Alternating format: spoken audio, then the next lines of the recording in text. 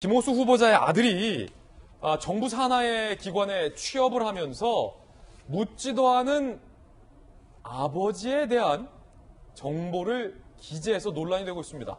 너가 아버지 뭐 하시노? 라고 물었으면 모를까? 묻지도 않았는데 우리 아버지 뭐 하십니다. 라고 답했다는 겁니다. 공기업 들어간 김호수 후보자 아들 지원서의 아버지는 전주의 의원 자료에 따르면 2017년 8월 산업통상자원부 산하의 전자부품연구원 공기업이죠. 현 한국전자기술연구원. 채용 당시 좋은 직장입니다. 입사 지원서, 가족사항에 요구하지 않은 아버지 직업을 기재했다. 예컨대 가족관계 부, 김호수, 54, 직업 대졸검사, 서울북부지방검찰청 검사장. 아버지 직업을 기재했다는 겁니다. 북부지방검찰청 검사장이라고요.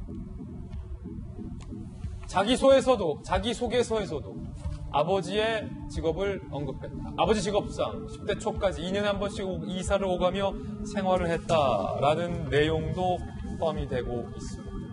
야당에서는 이것뿐만 아니라 자기소개서 내용도 상당히 부실하다라고 문제 삼으며 주장을 하고 있는데, 예컨대 생활신조와 관련돼서 폼생폼사라고 기술이 되어 있고 기대의 부흥을 부흥이라고 잘못 오타를 적기도 했다라고 맞춤법까지 틀렸다라며 논란을 제기하고 있습니다.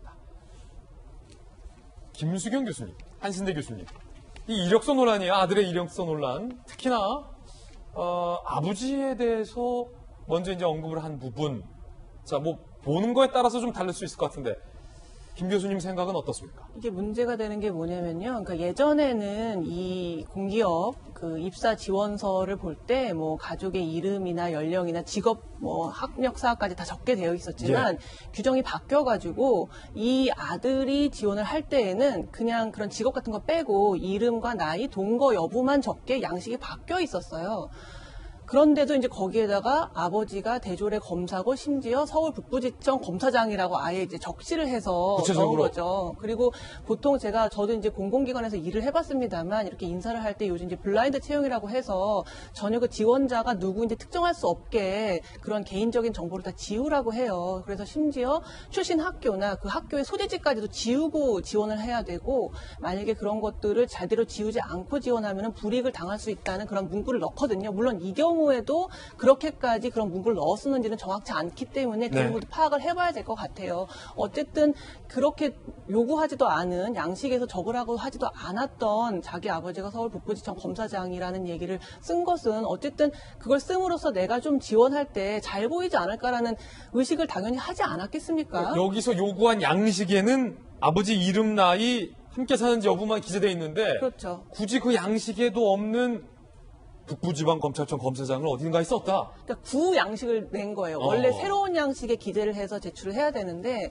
이분은 왜인지 예전 양식에다가 그런 자세한 내용들을 써서 지원을 한 거죠. 그게 이제 문제가 당연히 될 수 있기 때문에 확인이 필요한 부분이고, 또 뿐만 아니라 이제 생활 신조라든가 자기소개서에 들어가는 이제 내용들이 너무 부실했다는 거예요. 예를 들면 뭐 생활 신조에다가 폼생폼사라고 쓴다던가. 폼생폼사, 폼에 살고 폼에 죽는다. 뭐 그게 생활 신조일 수도 있지만 사실 잭스키스 노래 제목 옛날에. 공기업의 어떤 지원서에다가 그렇게 한 줄로 뭐 폼에 살고 폼에 죽는다는 얘기를 쓰는 게 그렇게 뭐 잘 쓴 자기소개서는 아니죠. 그래서 굉장히 함량미달의 자기소개서였음에도 불구하고 왜 이 자리에 됐겠냐. 아무래도 아버지의 직업을 어필한 것이 합격의 어떤 여부를 판가름하지 않았겠냐는 의혹인데요. 사실 이거는 정확하게 검증은 할 수 없습니다. 정말 그래서 이 사람을 뽑았는지 아닌지는 알 수 없기 때문에 의혹 정도로 이제 머물 수밖에 없기는 한데, 국민들의 입장에서는 안 그래도 요즘 공정 문제가 예민하고 또 특히 입사에 어떤 이런 식으로 좀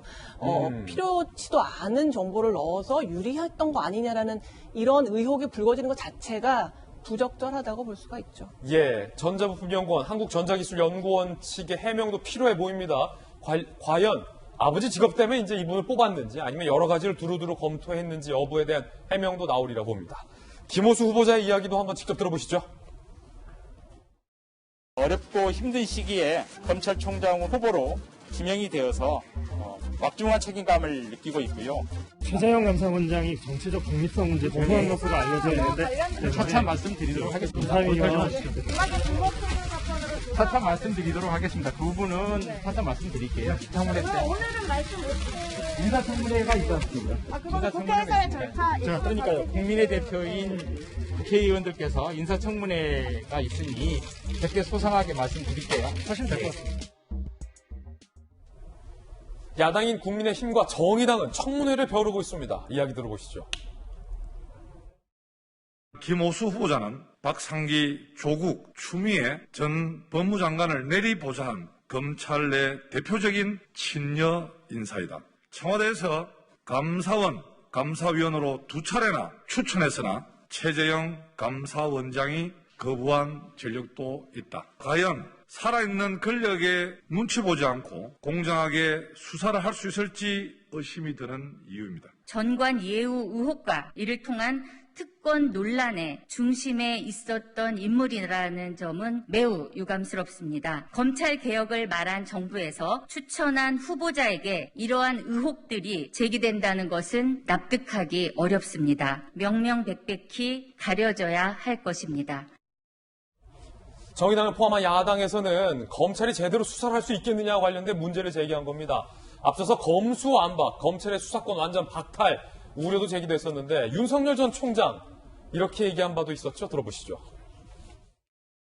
시경제 사회 재반 분야에 있어서 부정부패에 강력히 대응하는 것은 국민을 보호하기 위한 것이고 국가와 정부의 헌법상 의무입니다. 근데 지금 진행 중인 이 소위 말하는 검수완판, 어떤 부패를 완전히 판치게 하는 부패 완판으로서 헌법 정신에 크게 위배되는 것이고 국가와 정부의 헌법상 책무를 저버리는 것이라고 저는 생각합니다. 자, 검수완박은 부패 완판으로 이어진다라는 윤석열 전 총장의 주장도 다시 한번 들어봤습니다.